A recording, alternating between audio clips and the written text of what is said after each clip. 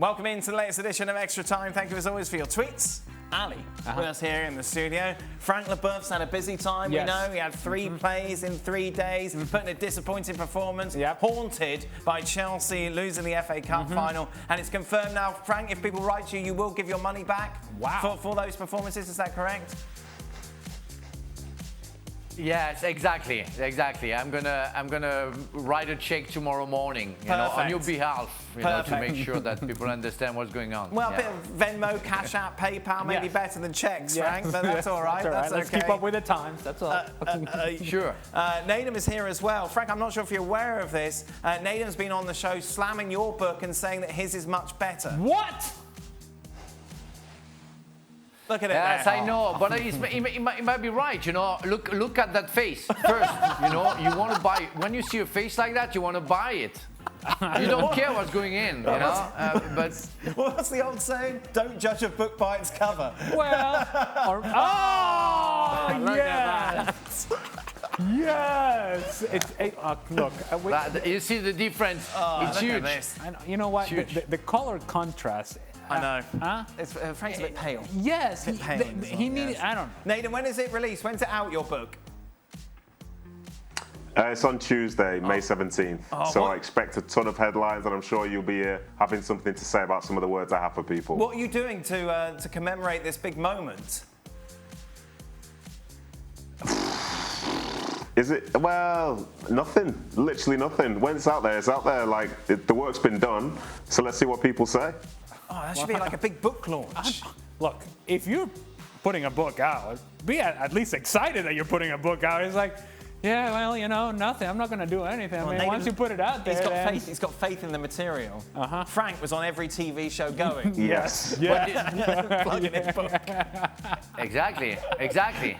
You have to. Well, break a leg, my friend. I'm with you, Nedum, and I'm going to buy one of your books because I can read English, where the 3 of you can read French. Thank you very much. Why are we taking shots this way? I know. Never have I been glad that I was terrible. I don't know. Okay. Right, Nedum. Why would Pep choose Mahrez over KDB or Jesus when he has missed some key penalties in his career, like the one against Liverpool last year? Okay, the reason he would do that is because apparently he'd scored his last 9. So I think that's a respectable record to take to the penalty spot. Like, this is one of those things, like, City overall aren't brilliant at penalties, but it's the ones which people miss which sort of ring in people's minds that bit more. Like, KDB's missed one, other players have missed them. Like, Mahrez has been their penalty taker this season, and he's not really let them down. So, when you don't really have the context, I suppose it looks weird. But again, we only want to criticise when they miss, but he's had scored his last 9. So that seems like a fairly good bet for somebody to take the ball and put it on the penalty spot. Frank, you love romance. I don't know, Dan. I don't know how it works nowadays, but I don't think coaches decide who's going to shoot the penalty. Players stand up and say, okay, I'm going to go for it, or I don't want to go for it. And when you go and you have a meeting before the game, all my coaches used to say, okay, who's going to shoot the penalty? Every game I was lifting my arm up and I say, okay, I go for it. But never I've seen a coach say, no, you don't shoot it. You have to shoot it. No, never. It doesn't work like that. I don't think Pep has a word to say in that matter. And can you imagine Frank in the locker room? They're having the pre-game meeting, and he's just waiting for the question. Who's going to take the penalty? That's it. That's me right here. Right here, coach. Right here. I got this. Nah, well, I was trying to be nice, and humble as usual. Usually, where normally it works like that. The coach was saying, Frank, you should, because we know that you're going to be successful. That was the way it was working. There he is. I have to say that. I have to say the truth. I have to say the truth, Yeah, it's true, because with Frank, he's waiting for somebody to say the words, are you going to take the penalty? And I'm waiting for the words as well, so I can go and hide, because I don't want I want it to be as clear as day that I do not want this penalty. I am busy. Please, anybody but me. I am busy. I'm very busy. I'm a very busy man. Write my book. I've got time to score penalties. Frank, you love romance. Frank is very romantic. Yeah, we know that. Yes. We know that. Is there anything more romantic than Gerrard winning the league for Liverpool by beating Manchester City?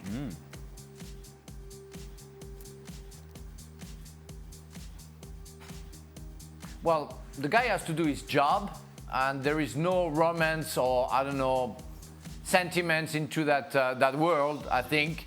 When we see that Luis Suarez crying because he leaves Barcelona, 2 years after he cries because he leaves Atletico Madrid, you just think about your own career. You just think about what you have to do.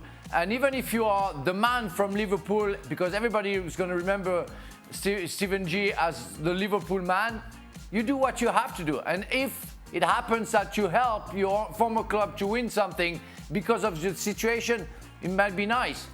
But there is no romance whatsoever in that matter for me. Nedum, this feels like a narrative that the English media might push, but I don't think many people are going to swallow it, are they? Yeah, I think some people are. You can hear the stuff already. It's going on. Like, especially if Liverpool win that game on Tuesday at Southampton, then that's what it's going to be. And you know how it's going to go. Like, Liverpool score early, City might concede early, and it's like, oh, it's happening.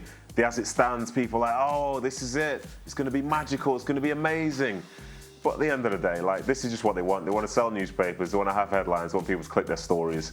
And the reality of the situation is, for City and Liverpool, they're likely going to win their last game of the season because whoever they play against, like Gerrard's Villa side are a good side, but Man City are Man City and they're playing to win a Premier League title. And it's the same for Liverpool, you know, playing Wolves and stuff like that. So this, you know, you could call it romantic, but for some people they call it a horror show. But the fact is, both sides, they fancy their chances, and rightly so, because they get so many points every year anyway. Will you be there selling your book, Nedum, on the final day of the season? Do you know, I did that last week. I actually did that last week. I was at the Newcastle game last week doing exactly that in the club shop. So I've already solved that. And as a consequence, this weekend I'm just going to go away. I'm going to Rome, and I'm going to enjoy some time with my wife and go and just relax. What do you mean you're going to Rome? You're not going to be at the game? What?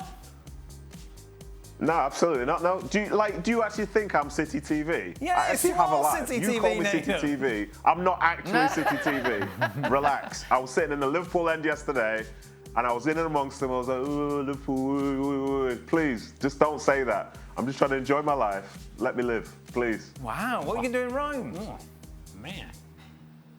I just celebrate 20-year anniversary of my wife. Is that okay, 20 Dan? years. yeah. Oh, well done, Nedum. Hey. Oh, Very good. Look at that. There he is. congratulations! No, congratulations to the lady. Congratulations exactly. to your wife, not to you. Oh, dear. And you know what he's got? Huh?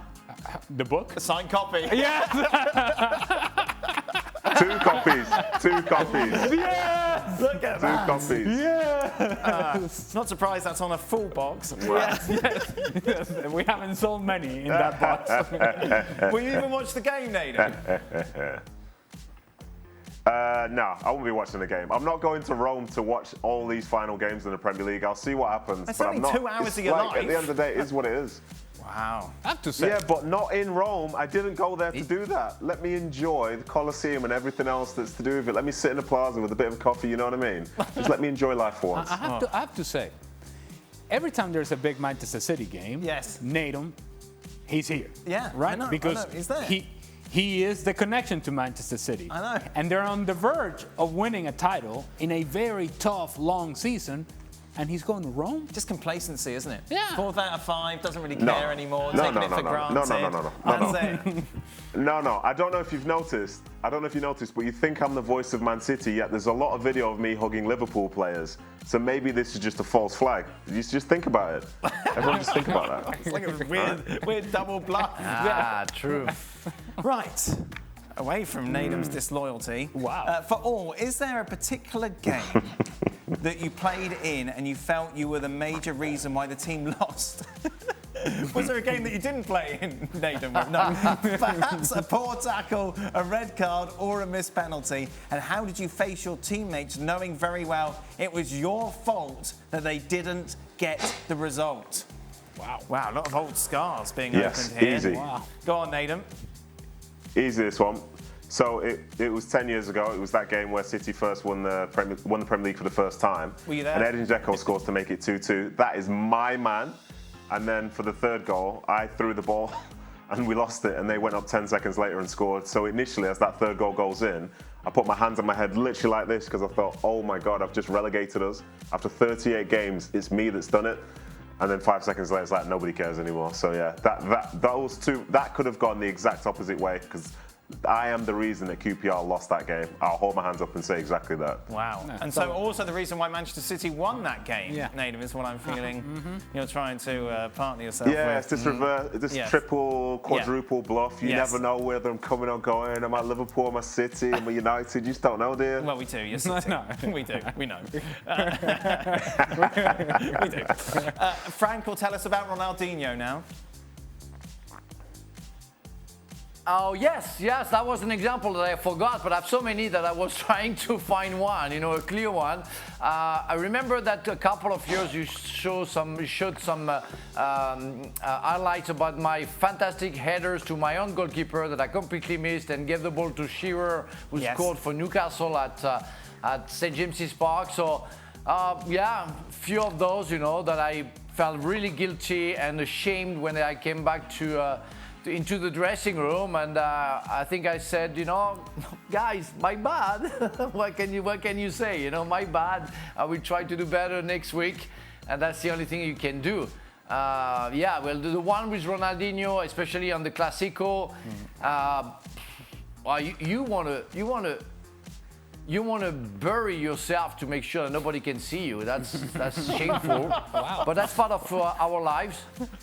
It's part of. It's the risk that you take when you you try to do something maybe too difficult, and you miss it, and you have to pay the price. And that's as a defender, you know that. As a striker, it's less a responsibility when you miss a goal because it's never like you made a mistake. You tried, you weren't successful. Maybe Ali can witness that. It's less, something is gonna fall on your shoulders. For us, defender, it's a nightmare. People is going to point you and say, well, that's your fault. Well, for somebody who missed plenty of chances, part of the issue is that sometimes you hang on to those misses. I think the best strikers really are the ones that are able to put the misses aside and focus on the next thing. When you let them pile up, then it becomes very difficult to put that next chance away. Now, in terms of a big miss, I missed a penalty playing against Toronto. I was with Columbus at the time. But what made it worse was that I think we ended up tying the game 1-1. But what made it worse was the fact that on the flight home, we were in some sort of storm, and this plane didn't look like it was going to make it. Right. I mean, I'm talking. So your last moments on Earth would be a missed penalty. Correct. And that was my thought. It's like, are you kidding me? Of all the things that up until that point I had accomplished in my career, the things that I had achieved, it's like the last significant contribution that I make to the game is missing a penalty. What's interesting, Frank said you get walked into the change room, my bad, it's my fault. I don't know if you have that within your personality. What's that? Saying my bad? To say I'm sorry. Well, I don't say I'm sorry, but I say that it was my fault. You would accept. I have no problem accepting my fault. Right. I will also have no issue saying, what in the world are you doing? Take the attention and put it somewhere else. Ali, why is De Jong leaving Barca such a big deal? Their midfield is the only area where they have enough depth. Considering all factors, it's a great move to sell De Jong. Yeah, you said that. And I totally agree. If there is one negotiating piece for Barcelona right now that they have available is Frenkie de Jong. So if I'm Barcelona, I am putting information out there into the Catalan press, and I'm saying Frenkie de Jong is the best. Frenkie de Jong is great. Frenkie de Jong is awesome. Frenkie de Jong, what a future he has. Because I want his price to go as high as possible so that then I can sell the player. I think I can get the most out of him than anybody else on the team that I'm willing to let go of. So Frenkie de Jong has to be the key for Barcelona when they're negotiating new contracts. They let him go, they sell him for the correct price, and then they reinvest in the team. Which club in world football, Nedum, has the best post-goal celebration? For me, Portland, revving the chainsaw, and Bayern blasting Seven Nations Army come to mind. That is a good question. I think having experienced the Portland one, it does feel very, very unique. And, you know, that does stick out in my mind because I just like, because I've had a couple of beatings there, to be honest. And when you're hearing that chainsaw going over and over and over, it kind of drives you insane. So as far as the MLS goes, I'll definitely give it to them. And to be honest, just as a defender in general, just being at any away stadium conceding, it's just so annoying. But it's part and parcel of just being back there. Inevitably, you're going to concede. And just hope that people aren't going to be fully just humiliating you as it happens. But yeah, I think I'll give a shout out to Portland, because unfortunately a lot of people have chopped wood in the games which I've played there for sure. You know, for me, it's special, the Seven Nation Army. Fans in Columbus. Oh, they play that song everywhere now. Well, everywhere you go, Seven Nations Army. Okay, fantastic. But we're talking about 14 years ago? It's lost its edge now, isn't it? What? No, when they say Alejandro Moreno. Yeah, no, you're not feeling it? Everyone's just sick of that song now. That's enough. You're not feeling it? The funny story is my son, whose name is also Alejandro, we get home, and after the people have been chanting Alejandro Moreno, he says, Papi, they were yelling my name in the stadium. Aww. And I said, yes, they were, but no, they weren't. No, they weren't. This guy was scoring goals. Hey, final question. This is a good question. I like this. If you could play for any team in the world just for the city, which team would that be? So forget about anything to do with how much money you'd make or the history or that this club has. Which city would you want to play in? Nedum's off to Rome. Yes, but is he going to play? Because when he goes to Rome, he doesn't think about the game. Right, I'm not thinking about the game. Frank, where are you going?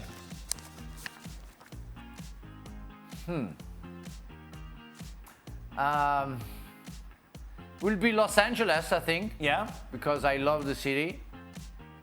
Or it will be Paris. Right, you've lived both those places. Bit boring. Yeah. Right, Nedum? I think I'll say Barcelona. I've always enjoyed my time when I've gone over there on holiday, so yeah, I'll say there. Well, you know where Mrs. Moreno is going to go. Does she prefer Barcelona or Madrid? Madrid. Madrid she likes, yeah. So therefore, I don't have much of a choice. Madrid? We're going to Madrid. And what about Columbus singing Seven Nations Army? Oh, they're done now. Hey, you said that it was done. That's it. It's Seven Nations Armies everywhere, you said. Madrid or Columbus? Where's your loyalty? I'll tell you something. Well, we're going to hang out in the plaza. Yeah, so we had a lovely time, didn't we? And when are you off to Rome then, Nedum? Going on Friday. Wow, so literally, like, best thing to do, Dan, is just not text me, okay? Mind your business. Wow. So aggressive. You know what you're getting now? Text galore. Just pictures of me during my day. It'd be lovely for you. So aggressive. And Frank, what are you doing this week? Are you back on stage upsetting people? Friday night, I'm going to be on stage close to Nice. And I come back and Saturday afternoon, one of the mayor of a small town decided to name a stadium after my name. So I have to be at 2 o'clock Saturday afternoon to see my name. I'm sorry. I'm sorry. That's me. What can I do? What can I do? Honestly, I have a park. I have a gymnasium after my name. Now I will have a stadium. And you're not happy? I don't care. No, that's me. You know what? I love me some Frank Leboeuf. Frank Leboeuf Stadium. Honestly, he's the best policy, Frank. Oh, my goodness me. Man, I love this guy. It's all about humility. You can't go through that because of my humility. Yeah, that's it. It comes right through the screen, you know? Yes! Of course. There you are. Yeah. Literally wrote the book on humility. Thank you very much. So don't what forget. A man. Nedum's book then out on Tuesday. Whip at 8 tomorrow. It's all about Shaka Hislop, who is the guest of honour of Newcastle against Arsenal. We might talk about the game as well. Be sure to stay with us and check that out. Well, thank you very much for watching ESPN on YouTube. For more sports highlights and analysis, be sure to download the ESPN app. And for live streaming, premium content, and let's not forget as well, ESPN FC 7 days a week. Subscribe to ESPN+.